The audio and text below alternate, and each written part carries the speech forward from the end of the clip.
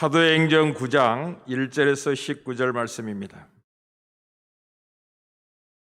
사울이 주의 제자들에 대하여 여전히 이업과 살기가 등등하여 대제사장에게 가서 다메섹 여러 회당에 가져갈 공문을 청하니, 이는 만일 그 도를 따르는 사람을 만나면 남녀를 막론하고 결박하여 예루살렘으로 잡아오려 함이라. 사울이 길을 가다가 다메섹에 가까이 이르더니 호련히 하늘로부터 빛이 그를 둘러 비치는지라. 땅에 엎드러져 들음에 소리가 있어 이르되, 사울아 사울아 내가 어찌하여 나를 박해하느냐 하시거늘, 대답하되 주여 누구시니까? 이르시되 나는 내가 박해하는 예수라. 너는 일어나 시내로 들어가라. 내가 행할 일을 내게 이를 자가 있느니라 하시니, 같이 가던 사람들은 소리만 듣고 아무도 보지 못하여 말을 못하고 서 있더라. 사울이 땅에서 일어나 눈을 떴으나 아무것도 보지 못하고 사람의 손에 끌려 다메섹으로 들어가서 사울 또한 보지 못하고 먹지도 마시지도 아니하니라. 그때 다메섹에 아나니아라는 제자가 있더니 주께서 환상 중에 불러 이르시되, 아나니아야 하시거늘, 대답하되 주여 내가 여기 있나이다니.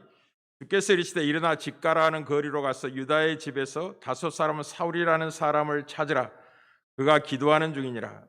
그가 아나니아라는 사람이 들어와서 자기에게 안수하여 다시 보게 하는 것을 보았느니라 하시거늘, 아나니아가 대답하되 주여 이 사람에 대하여 내가 여러 사람에게 듣사온즉 그가 예루살렘에서 주의 성도에게 적지 않은 해를 끼쳤다 하더니, 여기서도 주의 이름을 부르는 모든 사람을 결박할 권한을 대제사장들에 받았나이다 하거늘, 주께서 이르시되 가라. 이 사람은 내 이름을 이방인과 임금들과 이스라엘 자손들에게 전하기 위하여 택한 나의 그릇이라.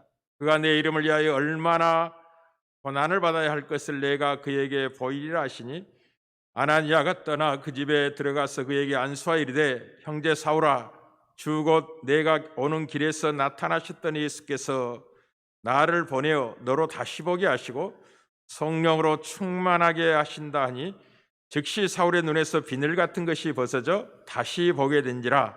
일어나 세례를 받고 음식을 먹음에 강건하여지니라. 아멘. 사랑하는 성도 여러분,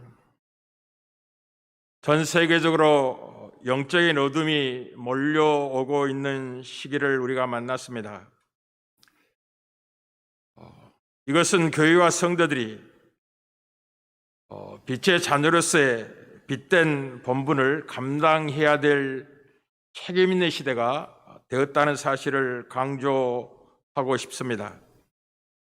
빛을 발하기 위해서는 어느 때보다도 간절히 기도하며 하나님의 얼굴을 구할 때입니다. 솔로몬 왕이 성전을 건축하고 난 후에 여호와 하나님이 솔로몬 왕에게 다시 나타나사 하신 말씀을 기억하십시오. 그리고 그 말씀을 기억하고 본문과 연결해서 기도하는 밤이 되기를 바랍니다. 역대하 7장 13절 14절입니다. 혹 내가 하늘을 닫고 비를 내리지 아니하거나, 혹 메뚜기들에게 토산을 먹게 하거나, 혹 전염병이 내 백성 가운데 유행하게 할 때 내 얼굴을 찾으면 내가 하늘에서 듣고 그들의 죄를 사하고 그들의 땅을 고칠지라고 하나님이 약속을 하셨습니다. 지금은 전염병이 온 세계에 유행하고 있는 시대고, 우연히 하는 걸 기억하시고 이 말씀을 붙들고 기도하며 하나님의 얼굴을 찾는 밤이 되기를 바랍니다. 가정에서도 마찬가지입니다. 어떤 일이 있어도 코로나19가 신앙의 게으름과 나태함의 핑계가 되지 않도록 자기를 점검하셔 복종시키시기를 바랍니다.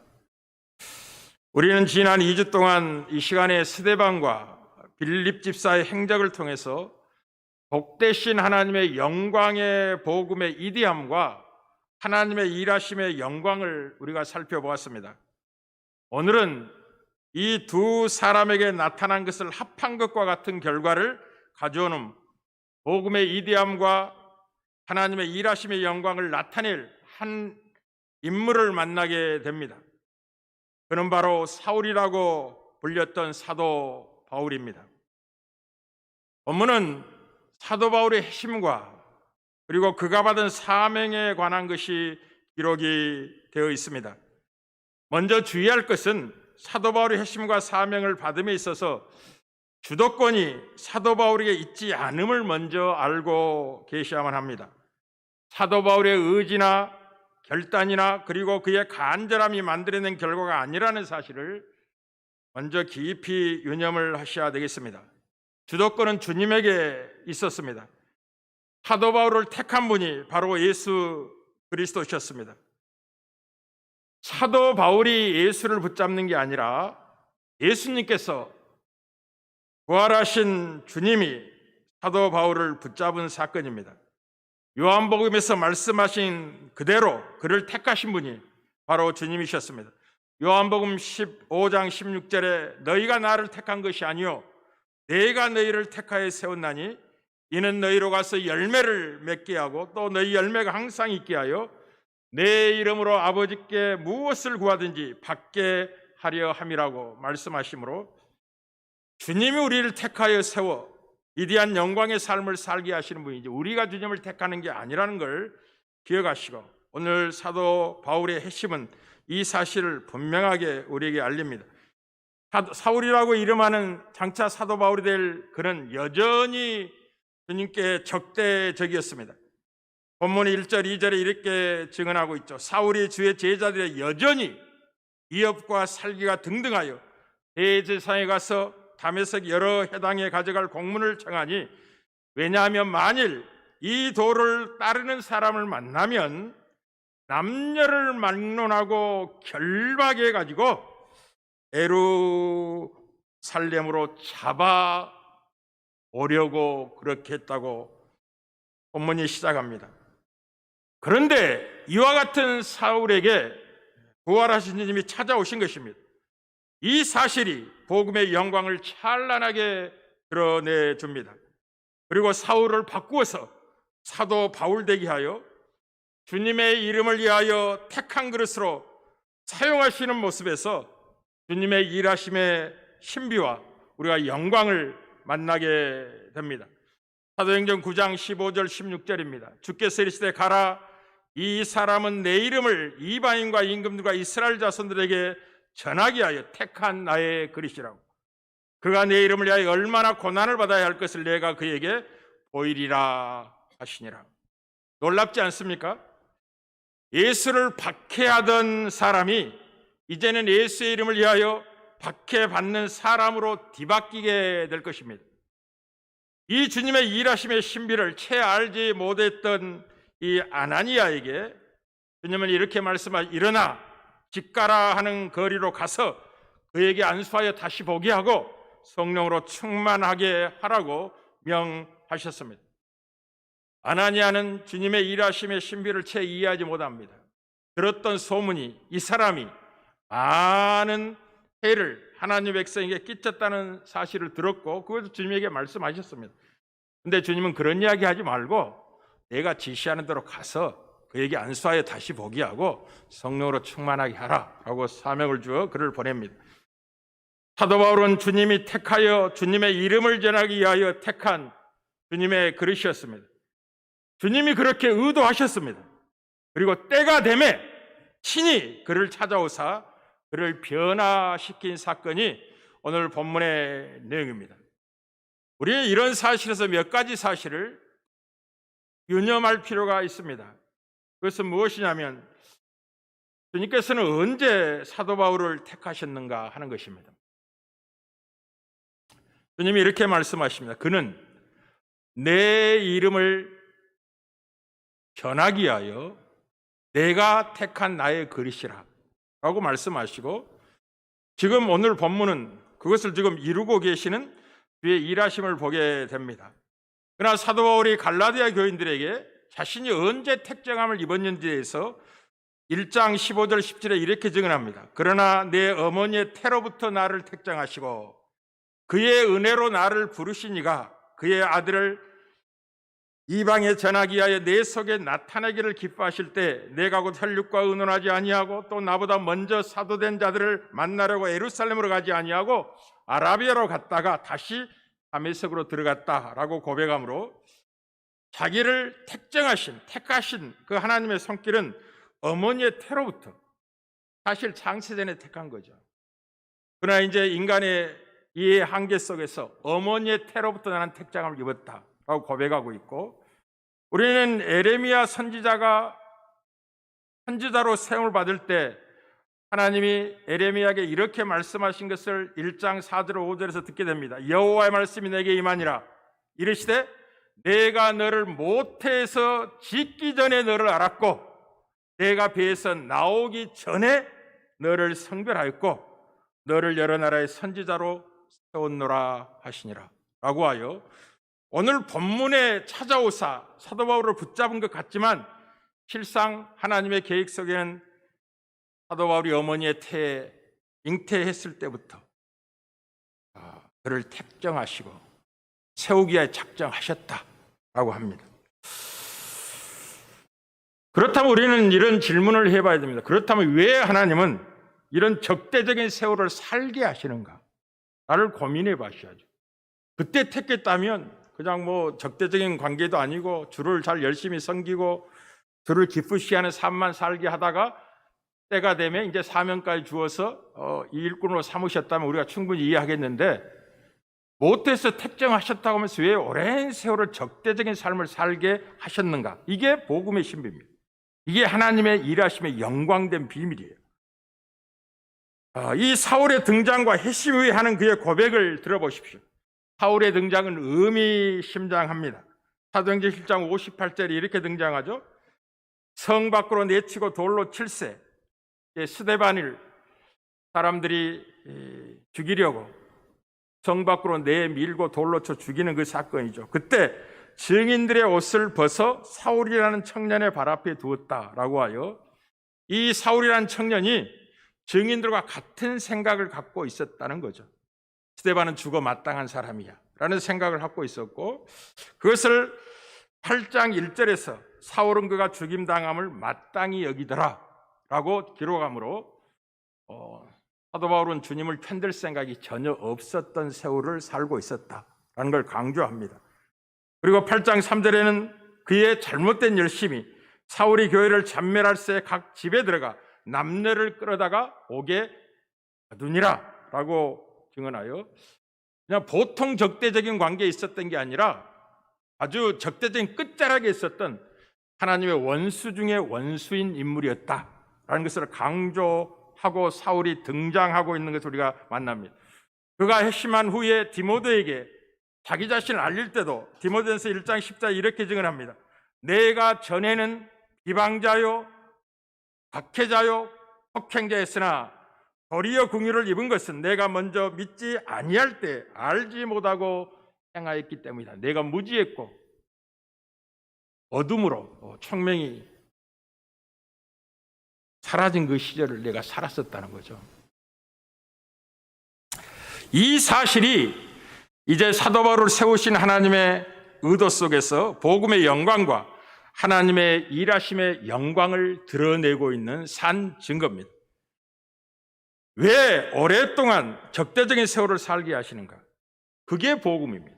어느 누구든지 하나님을 편들고 기쁘심의 삶을 사는 자를 구원하는 게 아닙니다.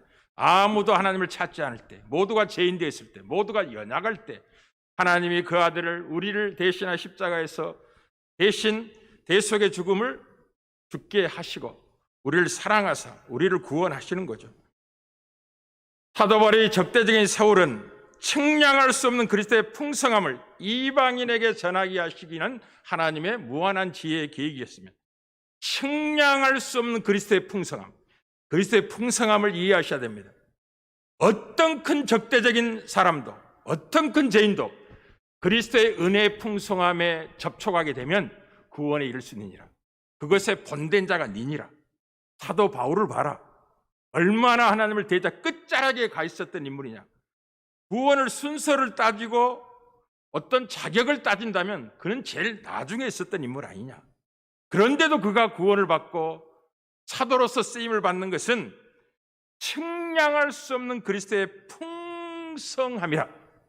그것을 이방에 전하게 하시려고 적대적인 세월을 살게 하신 겁니다. 우리 에베소 3장 7절에 8절에 그 비밀을 이렇게 증언하면 이 복음을 위하여 그의 능력이 역사하신 대로 내게 주신 하나님의 은혜의 선물을 따라 내가 일꾼이 되었노라. 모든 성도 중에 지극히 작은 자보다 더 작은 나에게 이 은혜를 주신 것은 측량할 수 없는 그리스도의 풍성함을 이방인에게 전하게 하려 하심이라. 여러분, 측량할 수 없는 이 말의 크기를 이해하십니까? 그 어느 것으로도 그리스도의 은혜의 풍성함을 다 이해할 수 없는 크기로, 그 높이로, 그 깊이로, 그 영광으로 우리를 부르시는 게 구원입니다. 그것의 대표적인 인물이 사도 바울이죠.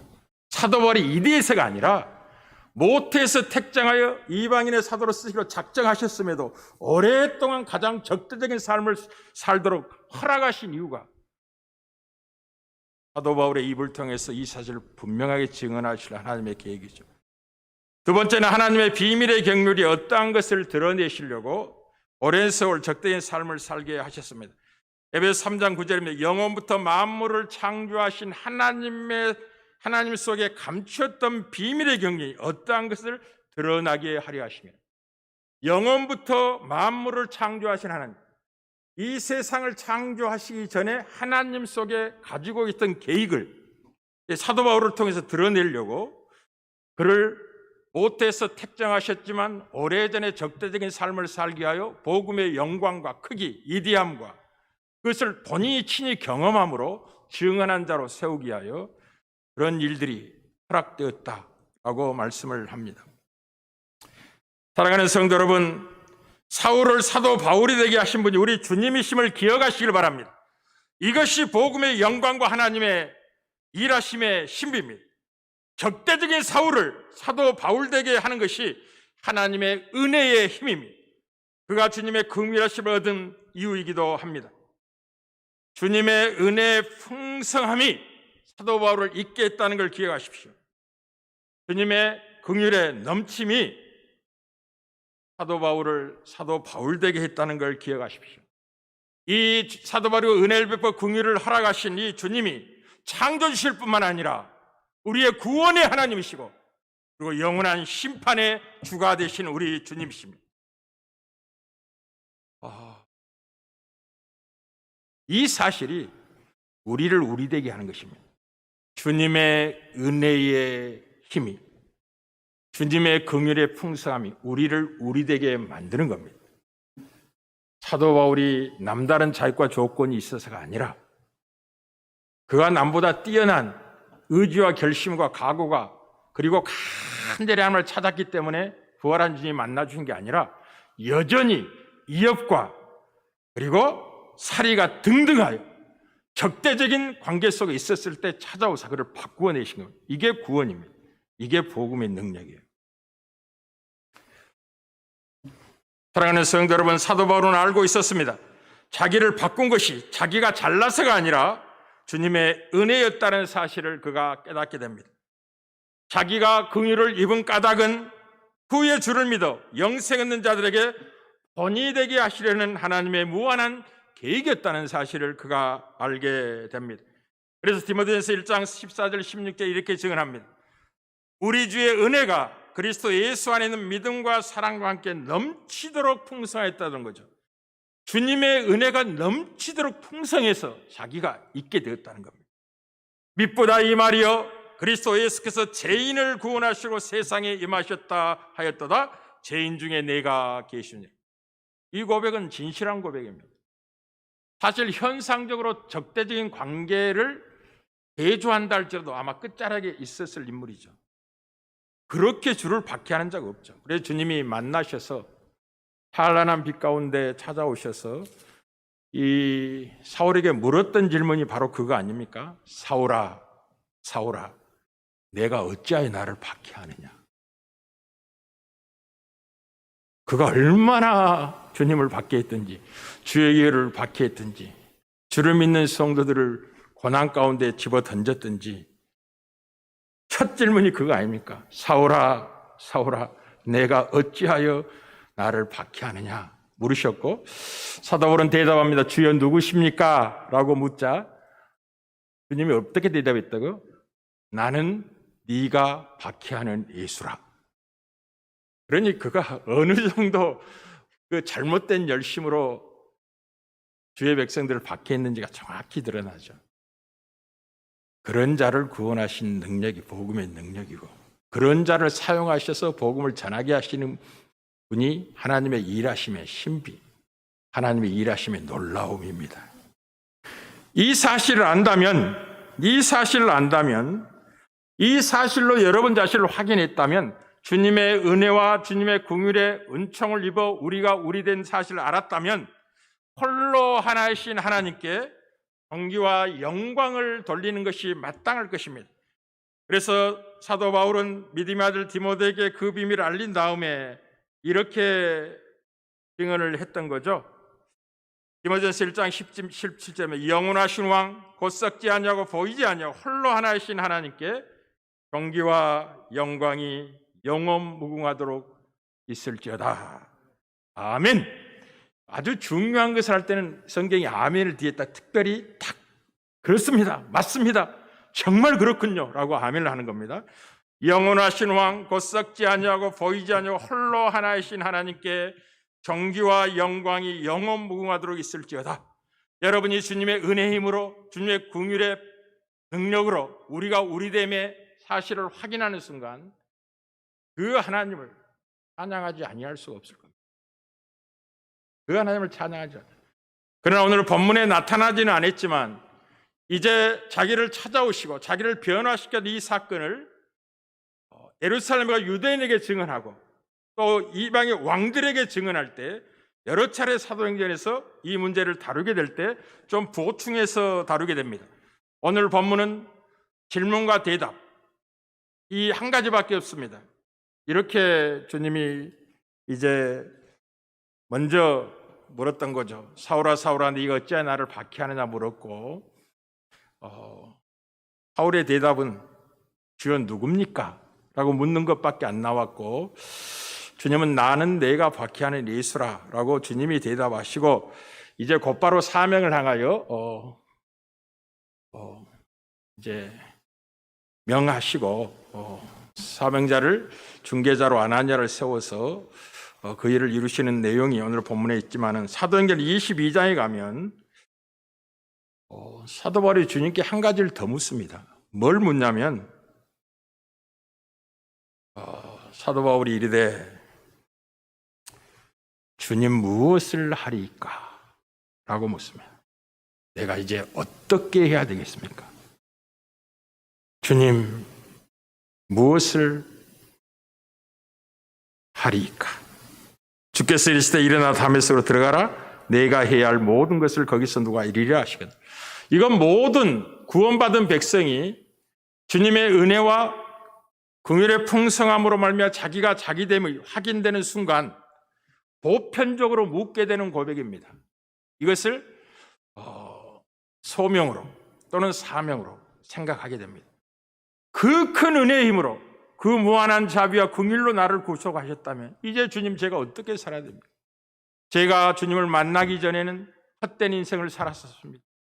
세상을 추구하고 세상을 살아가며 가치 없고 무의간 일에 세월을 낭비하고 말았습니다. 몰라서 그랬었습니다. 이제 알게 되었습니다. 그래서 내가 이제는 어떻게 해야 되겠습니까? 어떻게 살아야 되겠습니까? 묻는 게 당연합니다. 이 물음이 없다면 아마 주님을 그 영적으로 만난 경험에 대해서 깊이 한번 되새겨 봐야 됩니다. 반드시 이런 질문이 영혼 속에 토해져 나옵니다. 사도 바울처럼 주님 무엇을 하리까? 오늘 이 밤에 다시 한번 오래전에 이 물었던 이 질문이 다시 한번 깊이 새겨지는 밤이 되기 때문에 확인되고 회복되어지고 깊어지는 밤이 되길 바랍니다. 그리고 남은 생을 정말 가치 있고 의미 있게 사십시오. 영적인 어둠이 몰려오고 있습니다. 저는 보입니다. 훤히 보입니다. 그래서 여러분을 그 영적 어둠을 이길 수 있도록 주의 진리의 말씀으로도 무장시키는 중에 있고 교회가 가져야 될 사명, 성도들의 요구하는 빛된 삶을 살아내도록 주의 은혜와 자비를 구하면서 여러분과 함께 지금 달려가는 중에 있습니다. 사랑하는 우리 꽃밖에 모든 성도 여러분들이요, 사도 바울을 바꾸어서 쓰셨던 그 하나님이라면 왜 우리를 사용하지 못하시겠습니까? 여러분이 순종하고 주 앞에 겸비함으로 주의 은혜와 긍휼의 그 풍성함을 깨닫는다면, 나 같은 자를 사용하시겠다면 주여 온전히 주께 드리겠나이다, 나를 사용하셔서 주의 뜻을 이루소서 하고 자기 자신을 드릴 겁니다. 그렇게 살아도 짧은 생입니다. 그렇게 달려가도 부족한 생입니다. 어찌 어떤 것에 붙잡히고 가치 없는 것에 기웃기웃 하며 세월을 낭비할 수가 있겠습니까? 집에서 영상으로 함께 기도하는 모든 성도 여러분들이요, 만물의 마지막이 가까웠음을 기억하십시오. 지금은 정신을 차릴 때임을 기억하십시오. 사도 바울은 이 주님을 만난 이후부터 남은 생을 오직 주님이 명한 사명에 달려갔던 생으로, 그리고 마지막 순교의 자리까지 분투하는 삶을 살았습니다. 하나님의 백성들은 불꽃같이 살아야 될 백성들입니다. 사그라드는 불꽃이 아니라 활활 타오르는 불꽃같이 한 생을 태워 주의 나라를 받들고 살아가야 될 거룩한 인생을 기억하셔서 잊혀졌던 지난 세월의 그 추억이 다시 복원되어지고 확실해지고 깊어지는 사도 바울의 고백처럼, 주님 내가 무엇을 하리까? 주님의 뜻이라면 내 생명도 드리겠습니다.